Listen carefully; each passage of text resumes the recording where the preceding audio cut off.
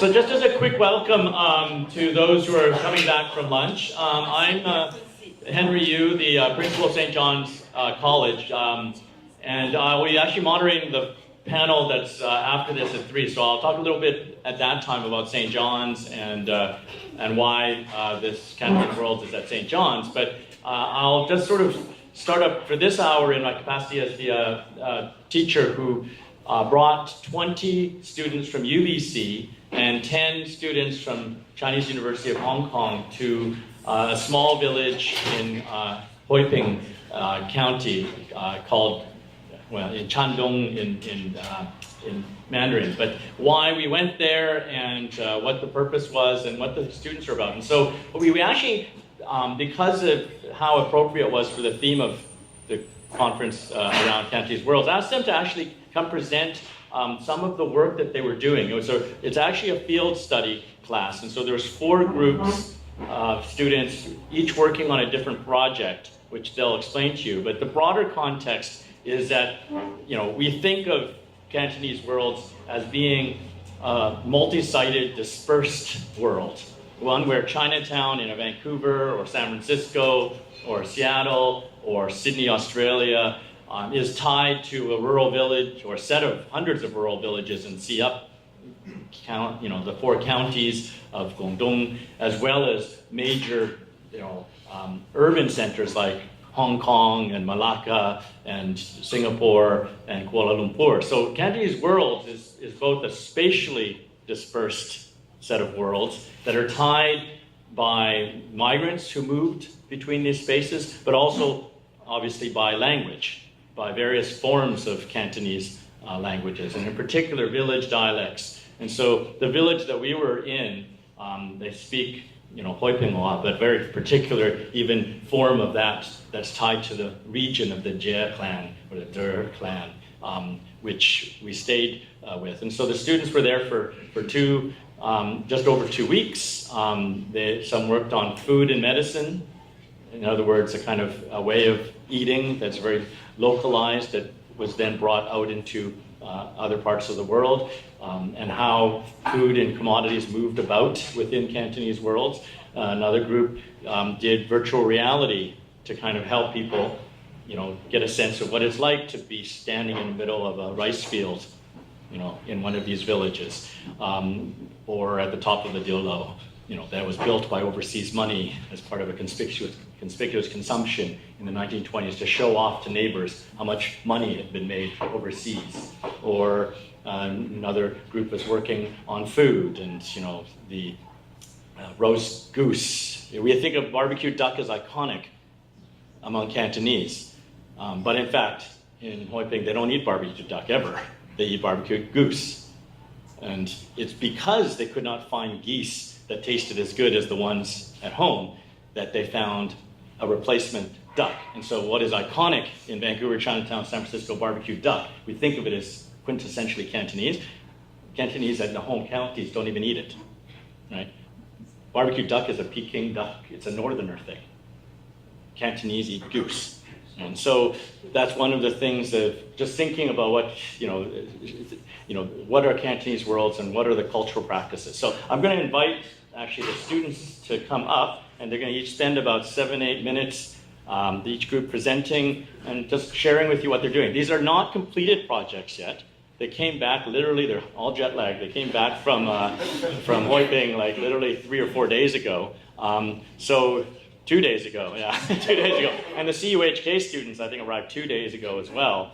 And so if they look a little bleary-eyed, it's because they're still in the middle of the night sometime in their time zone. So as many of our out-of-town guests are for the conference as well. So I'm going to invite up, which group? So who gets to be the first?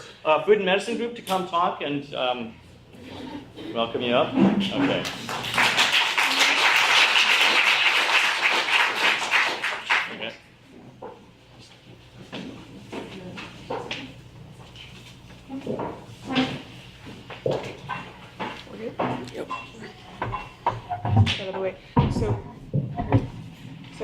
Thank you, Henry. Like, I feel like we don't even have to give our presentation anymore, like, given the synopsis. So we're the Food as Medicine group. My name is Casey. I'm Amelia. I'm Stephanie. I'm Winnie. I'm Jennifer. You could pass it back. I guess trying to be inclusive. So we're going to show you a quick intro snippet for our film, just to give you an idea of what we've been working on. If we could get that to be played. So each of the groups was asked to create a film, a short film, as well as write essays, as well as document the research findings. And so, well, they'll tell you what their research findings are.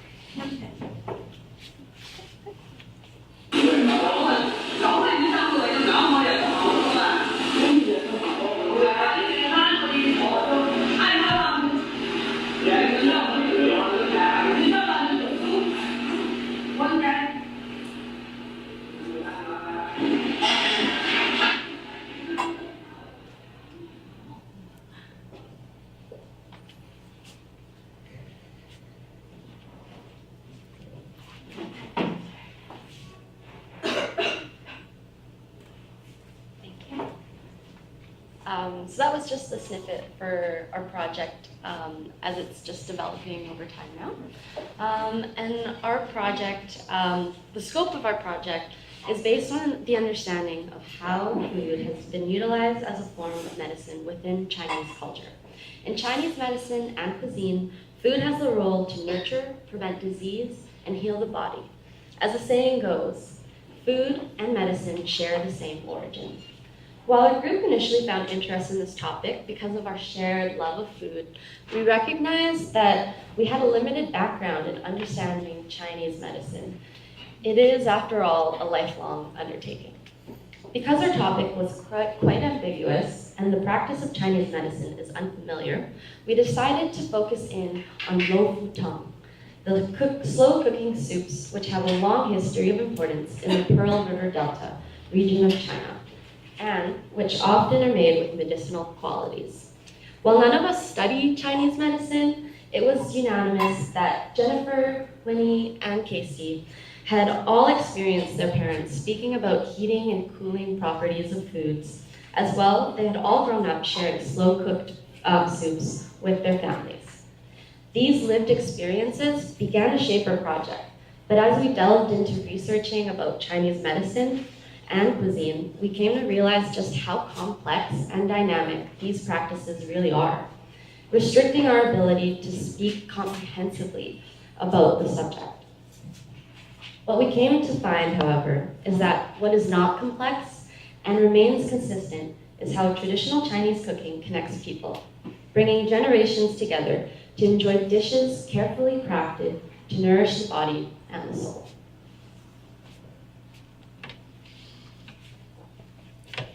So our process began in the couple weeks leading up to before we left for China, and our group mostly spent our time trying to learn more about heating and cooling and Chinese medicine. And as Steph mentioned, 3 members of our group already had some previous knowledge, and a couple of us also didn't. So as a group, we set out doing some reading and just kind of having conversations about it. And I think the more we learned, the more we discovered how much we didn't know and how deep and complex the topic really is.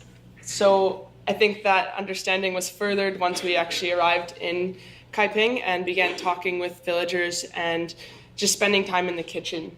Winnie did a really good job while we were there of documenting the ingredients of all the soups that we had while we were at the village. We had a different soup almost every meal. And so Winnie and Casey were in the kitchen asking questions about all the ingredients, taking pictures, just really documenting everything we ate, which was really huge for our group, I think, and our learning process. We also filmed, one day we filmed Winnie in the kitchen with Chef Bo, the chef at the village. He taught her how to make donggua tang soup, winter melon soup. And so we filmed that whole process, him teaching her how to chop up the carrots and the corn and everything. That's a huge part of our project and our filming process. We also conducted a number of interviews with villagers and also people other people that were really important to the project, such as Celia Tan. She helped us a lot with just the Chinese medicine side of it. She had a really great knowledge of food and medicinal properties of different plants. And now that we're back, we're just trying to put it all together and figure out the direction we want to go with our video. So that brings us to the film, and Casey. So one of the big parts of our project is to make a film to represent the food of the village, essentially. So what we decided to focus on is one specific recipe that Amelia was mentioning before, which is the dongbua tong. But what we also wanted to focus on, what we didn't realize is that even though we focus specifically on the technical aspects of what are the specific medicinal properties of each ingredient and all these things, we realized that there's actually a more important underlying importance of creating the soup is the social aspect and the relationships that are built in partaking in soup together. What is the use of family members or caretakers or chefs to create a soup that takes several hours to make? How does it nurture not only the body in a physical way, but how does it nourish the body in a more spiritual way? And that's in our video, we're looking at the personal stories that kind of I'll let you talk more about it. Going off what Casey has started to touch on, our film will start off maybe being more kind of like a knowledge transfer where we'd be talking about like eating and cooling and the technical aspects. We decided to leave that more for design, which Jen will talk about a little bit. And we decided to make our film really just more a reflective piece on the things that we learned in Kaiping and kind of what food means to the people there. So our film will now be a juxtaposition of the whole process of me learning to make soup with Chef Bo, alongside the stories that we heard from the different people that we interviewed, with the idea that like the different stories that we hear paralleling how the different ingredients come together to make a soup, these different stories come together to show how food works to bring people together. For our design, our focus was more so on bringing back what we learned from Taipei. Since Amelia mentioned before, our entire meals were dominated by soups, and that's almost we ate So many. But we really wanted to bring back what we learned from Taipei and introduce ingredients we found in Taipei and the medicinal properties and the benefits that these soups brought. But also to connect it back Taipei to Vancouver, we wanted to also introduce local ingredients from Vancouver that could be used and substituted into our soups that were from Taipei. So yeah, our design is going to be more of a little ingredient book and introducing ingredients and stuff. That's it. Yeah, Yay!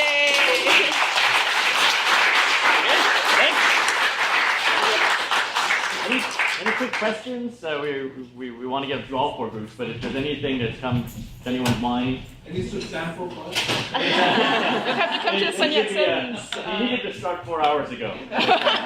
But it's actually quite amazing because we basically had soup every day at lunch, every day at dinner, and then some were not seasonal because they wanted to show them a full range of soup. So altogether, 20 or something? Yeah, because there's different soups. For example, we were served a tong yun soup, or like a small rice dumpling soup, which is usually like to celebrate the winter solstice, which wouldn't make any sense because we were just in the beginning of summer. It's 38 degrees out. We're eating this warming soup. Yeah, like the most hearty soup you could possibly think of. We're all like, it's delicious, but it doesn't make any sense. But we figured out that it's actually like a consideration of the chef and the aunties that are there who are like preparing these meals for us and thinking about like what is the way that we can give like a really great survey of all the different varieties of soups that are available to us. And we also had soups just not even during meals, but in between meals as well. So a lot of it got over the course of the trip. And so one day they just made this. It's not so much a soup as it is kind of like a tea, but from local medicinal herbs, and the idea that that's the thing that they drink in the area when people are sick. So they made that specifically for us because so many of us are sick. Yeah. And how many of you could understand, even the Cantonese speakers could understand the village head's wife at the beginning of that film clip? The mutual intelligibility of that Siap dialect, that particular one in Hoi Ping and Standard Cantonese is probably like about 5%. If after about 3 or 4 days of being in the village, you'll be able to recognize that word must be this word because it's at the same point in a sentence. But it's really fascinating just how different, Siap dialect is, from, again, Guangzhou, Cantonese. But I think part of it also is, even saying Chinese traditional medicine in the context of this village, literally many of the ingredients are grown right there, and some of them are from that area alone, and their ideas about what that plant does for you is also highly localized. And so, in some sense, this is a localized medicine rather than some Chinese medicine. But anyways, thank you so much. We'll grab the next group up. And so those who are in Vancouver, remain in Vancouver until the 28th, or 27th, sorry. The same groups will be presenting their finished projects in a community workshop at Sun Yat-sen Garden on the 27th this month, so about a week from now. So you'll see their finished work. So this group worked on virtual reality. So they had what was your name for the little buddy? But it's a Samsung 360-degree immersive, camera, and so they shot a number of basically what we call video spheres, or like VR. But I'll let them explain it. I'm sorry. Hi everyone. Can you hear me? Hello. Okay. Hi everyone. We are the VR group. So my name is Jenny. This is Tina, Colin, Ashley, and Keehan. And so we're going to share a little bit about what we learned in Kaiping through 360 VR. So we'll talk a bit about just the technical side of VR, so you all have a context for what it is if you're not familiar. And then we'll talk about the two main components of our project. So like Jenny said, I'm going to just briefly talk about the technical aspect of filming VR. As you can probably guess, it's a little different from filming 2D. So just to provide a brief context, but hopefully not too much that it will bore you. So like Henry said, this is Buddy. We filmed using Buddy. He's an omnidirectional camera. So there's two lenses, and they film in 180 degrees. And so when in post-production, we stitch together two 180-degree spheres, and it combines into a 360-degree video. And so this 360-degree video can be viewed online, used on your mobile, on Facebook, Vimeo, YouTube, and they have native functions to view 360 videos. And it works a little bit like Google Street View if you use that. There's also headsets that you can use, such as Google Cardboard or Samsung VR, Samsung Gear VR, and that will allow you to step into the experience in virtual reality and be able to actually be present in the video as if you are in the video itself. However, for our group, while the user has a bit of autonomy in deciding where to look by turning your head, you can't actually interact with the video in terms of like making movements or gestures and directing where the video goes from there. So yeah, I think that's the technical aspects. Okay, so our project is composed of two main components. So the first one is a collection of 360 video spheres. So these are 45-second to a minute clips in 360 of spaces in Kaiping. So this would range anywhere from a rice paddy to Cantonese opera, sitting under the banyan tree in Kaiping. So every village in that area has a banyan tree at the entrance, and people gather there. It's a community space. We also filmed in the kitchen when we were cooking with the villagers. That's actually Steph and Mimi in there. We also filmed on top of some of the jiaolo that Henry mentioned at the beginning that were built by the overseas Chinese. So these are just kind of archival footage to provide people who may not have the chance to go to Kaiping to experience the space, to hear the sounds and to hopefully feel the emotions of what it's like to be there. Great. And then the second part of our project is, well, it says narrative film up there, but it's more just like a short film because we actually had some issues trying to construct a narrative film using a 3D medium. So it was really like a challenge for us at the beginning to move from 2D to 3D. Like all conventions about traditional filmmaking are kind of like out the window, and you're wondering, how do you move a viewer through a narrative when they have so much autonomy in deciding where to look, and it's harder to kind of manipulate the camera to like pull through a strong narrative. So we kind of decided, okay, let's stop like fighting against the current and just see what this form actually allows instead of what it doesn't allow.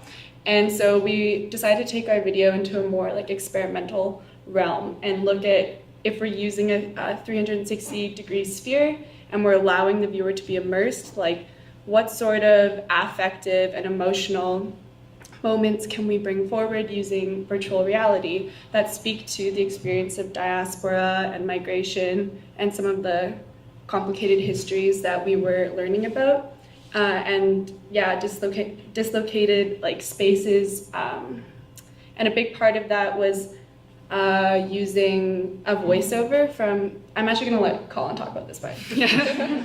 So we used the voiceover from somebody we were kind of intimately familiar with by the end of the trip, and she was actually a resident of Kaiping, and she gave us her story, and she gave it in the local dialect. She gave it in Huaipinghua, and we deliberately made a choice not to translate the voiceover nor provide subtitles, and the reason for this was so that we could capture a certain sort of experience, and I think a lot of the motivation for the decision came from something I feel myself.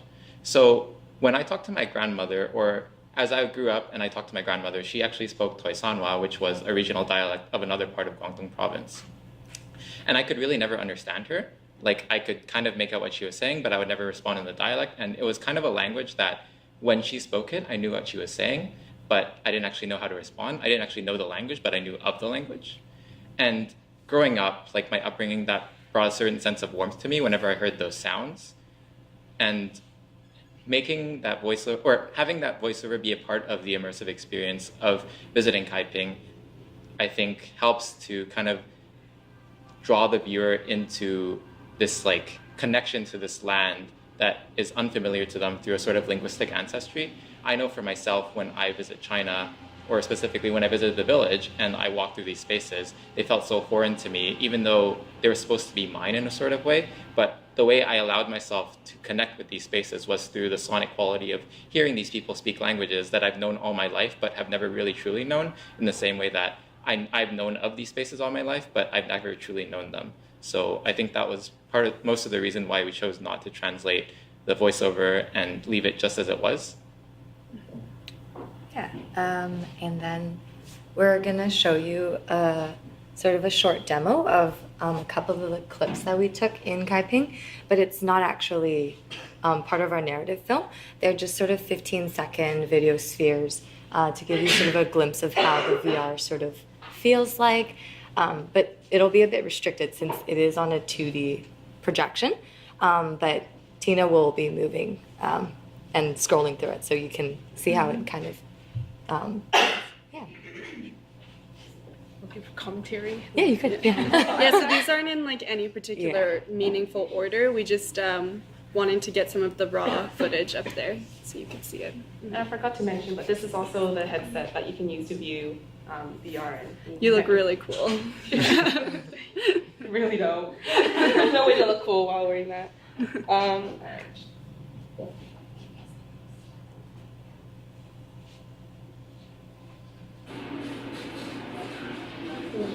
This is actually taken in Hong Kong. I mean, as you can see, you can kind of scroll around and just like this.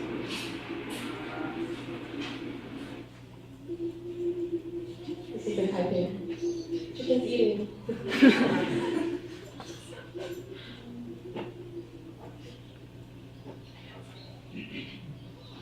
Just wanted to comment that I think our whole team, through this project, we learned how to appreciate little things.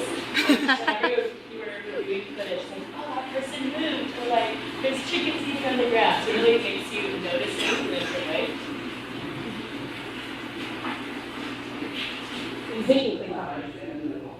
Putting on makeup for Cantonese opera.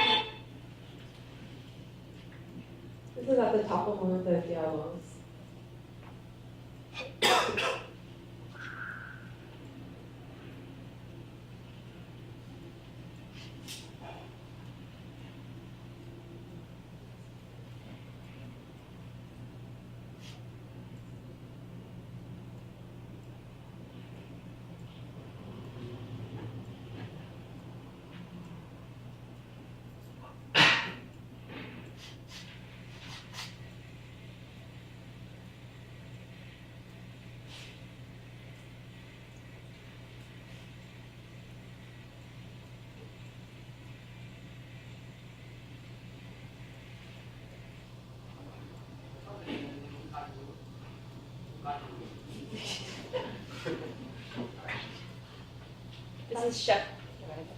This is Chef Bo that he does medicine mentioned before.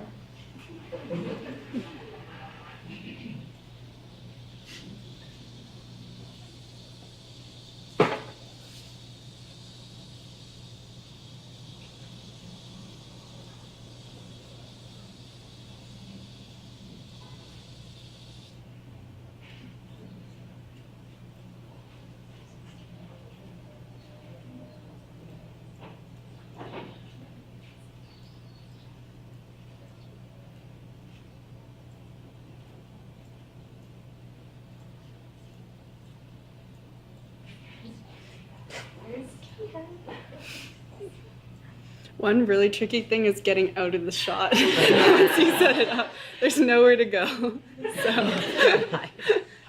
yeah. Yeah.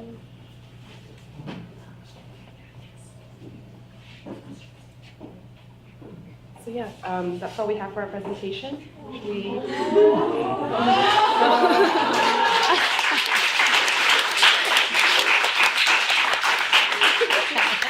So this group had a really tough scoping because they were introduced to VR through a local company called Hammer and Tong that's been experimentally working with VR just over the last year or two, and some of this equipment is just coming out into consumer, market now. So they really had to figure out, in an experimental way, how to use this. And so we hope that, again, through this experience, they'll gain a lot of knowledge on how to present, these 360 immersive spheres, and in that sense of also creating some emotional impact. It's tough watching on a screen, a 3D experience on 2D, but in some sense, because all the students really had transformative experiences in the village over the last 2 weeks, to try to bring that into a new technology is one of the challenges.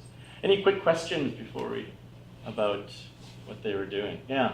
Did you think about tying it on the top of the car and having We did, but there's a lot of problems with nausea when the camera moves. Yeah, so when you're watching it here, it looks quite manageable, but it's actually it's surprising how much you feel it in your body when it's actually you're looking around. So if you're near an edge, you suddenly get that feeling in your stomach, I'm gonna fall off this. Even though really you're surrounded by your classmates in a classroom. So movement is a really tricky thing to capture, yeah. And just, especially when you're a new user, it becomes quite difficult to adjust to. So you have to keep that in mind when we take our shots. That's why most of them are stationary, yeah. Yeah. I have a quick information question. A friend of mine, he was born in Taipei, and she grew up in Vancouver. How many stories do you have the minimum for would be considered Yula? Can 2 stories be considered Yula? Generally not. I mean, there's a classification. If you're interested, the woman we worked with, Dr. Celia Tan, was the lead researcher for the UNESCO application, and I can send you her MA and her PhD thesis, which will tell you exactly how to classify. Or you can ask to download it.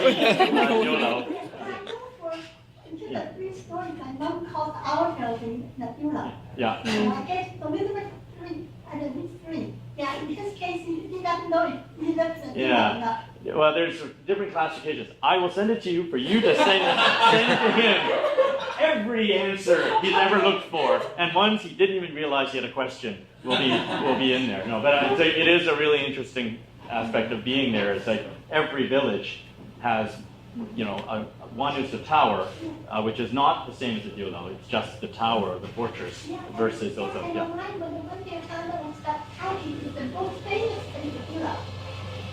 The people in Khoisan would differ with me. So let's not get into that here. It just happened that Hoi Ping's government had the will and the sensibility to actually apply for UNESCO. The people in Khoisan couldn't get organized. But that's a different story. So just again, next week if you're around, we'll be displaying, and then we're going to try to get some of these video spheres up online for distribution. So again, we'll keep you informed on links and things like that. Very happy to share. They'll also be writing a paper about some of the knowledge that they've gained, including one of the things we wanted was to have biking through the rice fields. It's if your aim is to make a lot of people throw up in their living room, then yeah. But if your aim is to get that feeling of, oh, I'm biking through the rice fields, it may take some while before technology allows us to get that sense of movement. Just put some plastic down. Yeah, exactly. It's like put it on and vomit your way through the rice fields. But anyways, thank you so much for so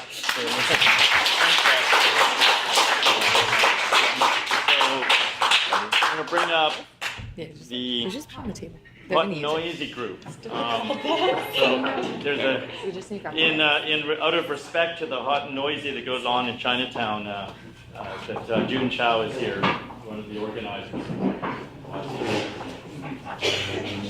Okay. So just as they get ready, this class is part of the Asian Canadian Asian Migration Studies Network, where the director, Chris Lee, is back here at the bottom of the room. My colleague Chris is in English literature, and he was actually there last summer as well. So the class has been taught as a history course as well as now this Asian Canadian Migration Studies. It's very generously supported by the Arts Research Abroad and Go Global UBC. So this idea of a strategic idea of global engagement, local impact. And so 6 of our students will be working at Burnaby Village Museum, bringing some of what they've learned, the food medicine group, the DR, to Burnaby Village Museum in July and August. Others will be going to Chinatown. So the idea is that rather than just going abroad and learning things and then coming back and then being terrible at cocktail parties, because all you can talk about is what you saw in Hoi Ping, now they will actually be bringing it into some kind of educational, public education venues. But go ahead. Hello. Okay. Hi, everyone. Before we present our project, I'd just like to acknowledge the land that we are on, unceded Musqueam territory of the Hunkaminam-speaking Musqueam people, especially since within the context of our project, speaking about heritage, we have the immense privilege to study in a place where heritage, language, food, cultural traditional practices are stripped away from the Musqueam people in order to establish UBC as an institution. And so we are very grateful to be here today to talk to you about Kaiping Cantonese heritage.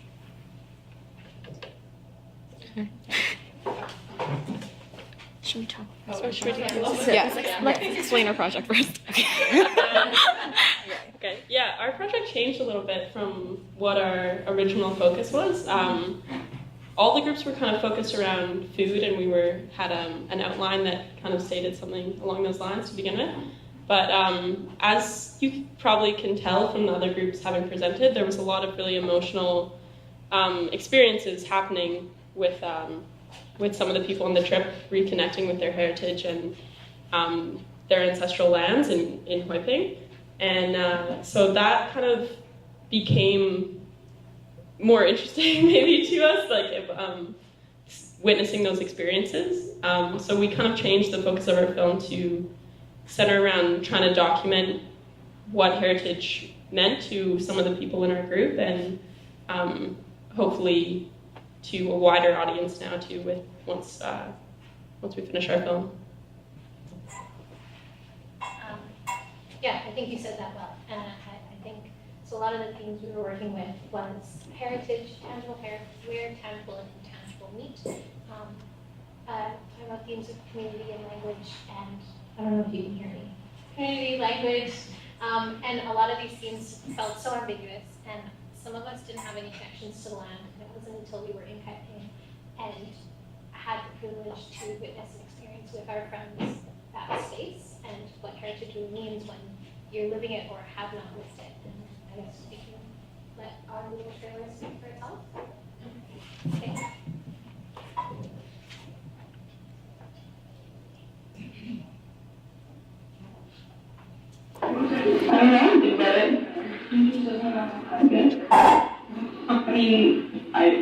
All I know about it is that my dad was born there, and my grandfather is the only son.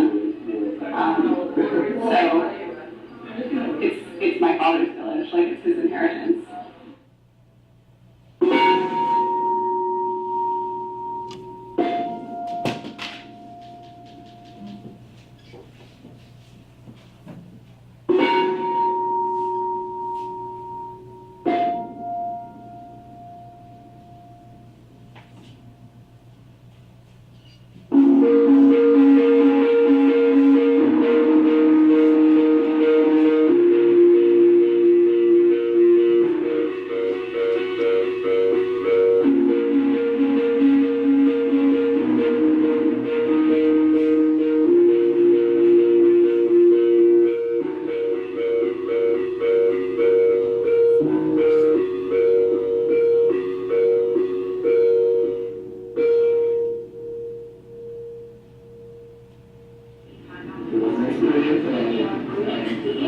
分析发色。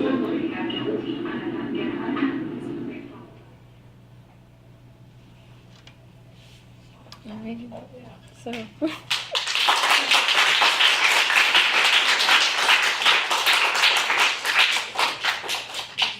Alright, so a part of our project, originally we were talking about how to revitalize a heritage space. And so while we were brainstorming, we thought that it was very important to us to actually touch base on a more kind of a personal experience so that other viewers who watch the documentary would come to understand more about why heritage sites are so important, because it is very personal. And it is a space basically for you to learn more about your heritage, your roots, especially when you haven't had the space to learn that before.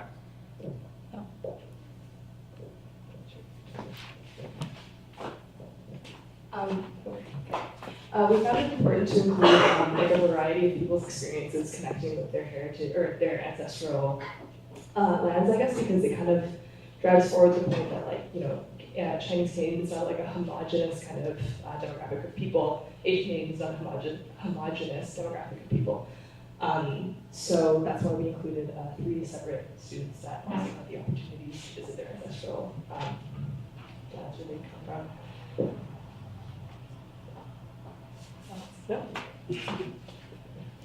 We really wanted to highlight the stories of youth, and that's why we chose to interview our classmates and feature them in the film, because I guess youth empowerment, upholding of the youth stories by youth is something that we were very adamant on. Yeah, I think what you guys were saying was really important. It was really interesting to see the different kinds of experiences people had going back. Some people were really connected with the spaces and the people that they knew or met for the first time there. And other people were more unsure about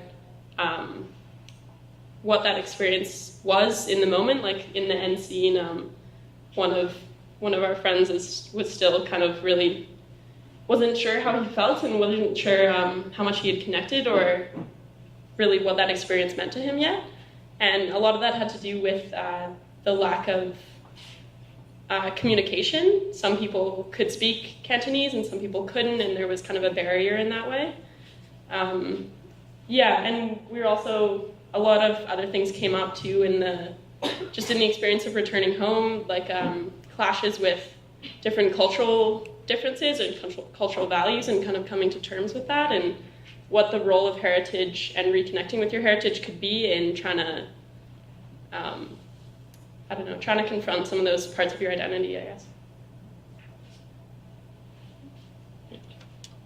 Great. Any quick questions or thanks for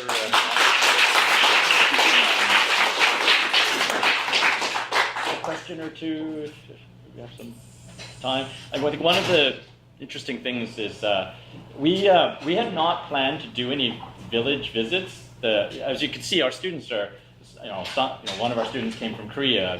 They're not all Chinese. In fact, less than half the students are tied in some way through family heritage to the villages that we went to. But because there was a number of the students, on one of the Saturdays, we rented some cars and they went to visit what were nominally ancestral villages of their families in the Siap area, and then their classmates accompanied them. And it became a very transformative event within the course itself, as well as for many of the students, either who did have family ties or those who didn't, but who were there for the ride, so to speak. And so I think you can see how that actually ended up, and perhaps in a way that the students are still processing. What does it mean to reconnect or go back to a village you've never been to, that your family has been gone from for 3 generations, in many cases, especially some of the students whose families went through Hong Kong.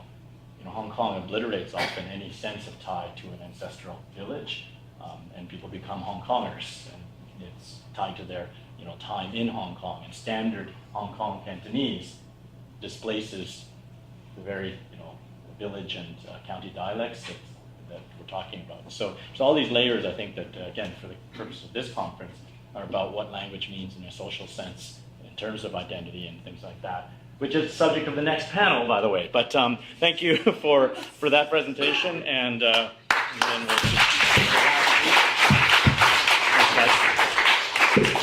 so, and one last group. So as they come up, again, I sort of want to thank the students themselves for I do this, I would say I'm the principal of this college, so I only teach one course a year, which I do during the regular part. And so in the summer, I do this course, and I always say, they don't pay me to do this. But why I do it is rewarding to actually go into the field with students in the summer. And even though it's 36 degrees, and this time we had a Category 3 typhoon come through, which is always an interesting experience in a small rural village, but you know, it's because of the students and sort of watching them learn and learning from them as they learn that makes it a rewarding experience. So yeah, you guys ready? Yeah. Okay. Mike? Got it? Right here, okay. Okay, so I guess we'll just begin by introducing ourselves. My name is Leland. I'm Jillian. My name is Marcus. I'm Elliot. I'm Christine. Okay, so our group is Duck Duck Goose. We were given the title Duck Duck Goose, and our prompt was the example, as Henry already outlined, I don't talk about it too much then, but the importance of goose in Hoi Ping and the transmission and adaptation of that in a Canadian context where we now eat barbecue duck instead. So we wanted to move a little bit away from the actual example of barbecued duck and barbecued goose. One of the reasons being that there was already some previous work on it. One of our TAs had actually done a video on it. And we wanted to bring in kind of some discussions about Chinatown and Vancouver and the history of gentrification and stigmatization of barbecued meats in our project. So beyond talking about the stigmatization of barbecued meats, beyond talking about the barbecued duck and the barbecued goose, we wanted to use that story as a metaphor for the larger experiences of adaptations that practices, values, and traditions of Chinese migrants experience as they come face to face with colonial white supremacy in Canada. So in doing that, we hope that other immigrant communities can look at the example of barbecued meats and see other experiences that their communities have gone through and the barriers they face and the retention of cultural practices that their communities have gone through. Yeah, so I think we should watch the video, and then Jillian will talk a little bit about the actual motifs and theories we used in making our film. Oh, so background, our little film right now is an interview with Mr. Sun. Do you want to explain it a little bit? Sure. Okay. Hi everyone. So I just want to talk a little bit about this very short snippet of the amount of content that we're going to produce for next week. But this gentleman, his name is Sam Yikman. He is very knowledgeable about Chinese culture and the way that barbecued goose, as kind of one of the representative dishes of Cantonese cuisine, kind of fits into the large picture of Cantonese culture. So we had a very nice conversation with him over tea. Yeah, enjoy.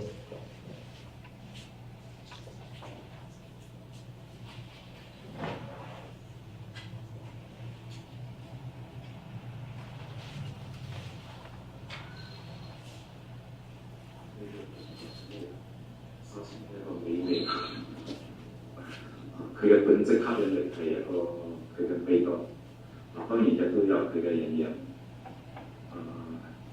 燒鵝嘅製作咧，其實係帶有一定個性化。所謂嘅個性化係咩咧？包括佢嘅燒製嘅時間嘅長啲，佢嘅嗰啲配料嘅唔同嘅人有唔同嘅選擇。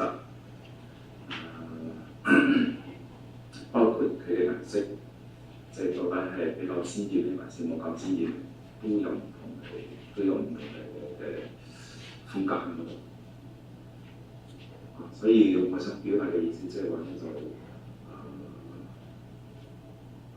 佢可以喺一定嘅程度上咧可以適合唔同嘅人嗰種嘅需求。當然啦，佢嘅大方向係唔會變。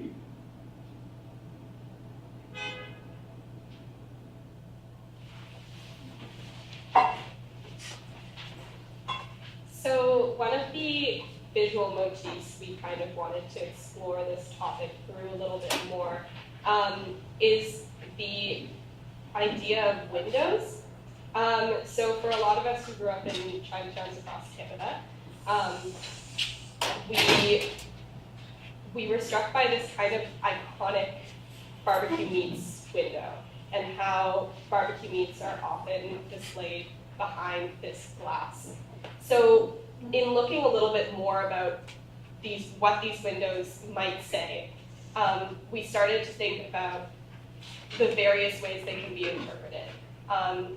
In some cases, they could be interpreted as a place where these meats are displayed and you can decide whether or not these are acceptable for your quality of food, and they invite you into the restaurant.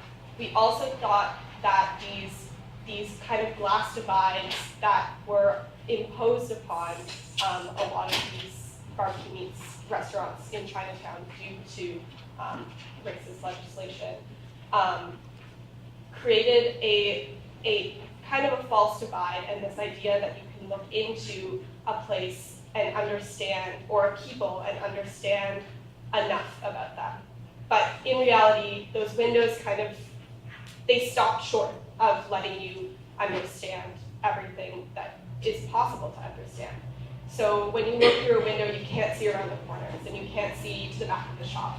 You can only see that one small section. And so part of the film, I think we hope to take people from where they're standing, whether or not it's standing looking at those barbecue meats, wondering if they should bring some home for dinner and feeling like they're being invited in by these familiar sights, or if you're standing there looking at these meats and wondering kind of what they are. And by the end of our film, I think we hope that our audience can feel like we have brought them through the front door and that they can see a little bit more of what these meats mean to the Cantonese diaspora. Cool. And, so I guess on a concluding note, our team kind of reflect on the experience, and we've had a lot of barbecue views throughout our entire trip. We had, I think, 8 different meals with barbecue, so we got to become really kind of barbecue connoisseurs, I guess. So, but I just want to say that it's a really delicious dish in Chinese cuisine, and we're really lucky to be able to have that kind of opportunity. And although it's only one dish of many entrees, it is kind of like a window into what we can understand of the cultural transmission of culture, or the transmission of culture across time and across space too. And also just kind of our experience too, we're really grateful for the experiential learning opportunity brought in Hoi Ping. Because not only were we able to understand and learn about the story and the pride behind geese, like cognitively, but we're also able to, through the relationship we've been able to build with the community members there, able to kind of feel that pride and the things that were really important to them. And that's something that you can't read in textbooks, something that you have to experience with a really nice community too. So we're really thankful for that. Thank you.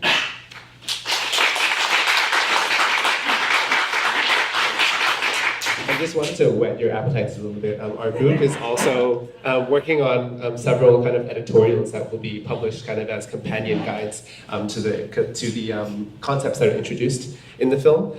So one of the interesting things about our group is that I feel like each of the members of the group come from like very different positionalities and kind of different ways of interacting with this barbecue meats phenomenon. And the meat itself is very kind of divided by different, like where you're from, whether you've eaten it in Kaiping or in Hong Kong or in Vancouver, whether you're eating it as someone from Hong Kong, or or whether you began in Hong Kong and you moved from back and forth between different places. There's this different kind of way of interacting with it, depending on your positionality. And I thought each of us could have a good chance to kind of tell about that in the pieces of writing. So they will talk about that kind of intra-Cantonese division, or they'll talk about personal family stories, basically interesting snippets that we weren't able to include in the film. And also just wanted to acknowledge one of our editors, Christine, as well, for putting in a lot of work to put this together. Anyways, thank you guys so much for listening. Thank you. So we're at 3. If there's any quick questions that don't involve like long answers about what geese taste like or how do you actually cook it, thank you. Thanks to this group. So as I said, for those who are around in 6 days, you'll see the end products of these projects. But we want to just give everyone a chance to taste this, because it's as a natural segue into this last panel, and I'm going to ask the panelists to actually come up for this last panel on identity, on Cantonese identity. One of the things I think is quite meaningful about the course and the new Cantonese program that Raymond heads and that so many who are involved in is actually a chance to institutionally create a space for discussing Cantonese as a language, as a culture, as a set of practices through time and across space in ways that has been very difficult institutionally, and for various reasons that we will obviously talk about over the next couple hours. But I think in some sense, students knowing almost none of that before going, except for some readings here and there, I think basically got to experience things like what language loss meant in terms of their own experiences, family experiences. What language loss might mean in terms of a small village in Guangzhou, or outside Guangzhou, or in these rural areas versus Hong Kong, and what Cantonese and the fear of its loss, and what village dialects mean in China. So that these are, these powerful kind of political as well as emotional triggers are tied to certain places within Cantonese worlds. They're tied to certain moments in time and political divisions. And so I think that's one of the things about experiential learning, about why teaching this in a classroom during the school semester and basing it around readings, for instance, is just not the same as going and living for 2 weeks. And you can see a little bit of that hopefully from the students and talking about their work. So we're going to segue into the final. Got another round. Thank you to the students for presenting while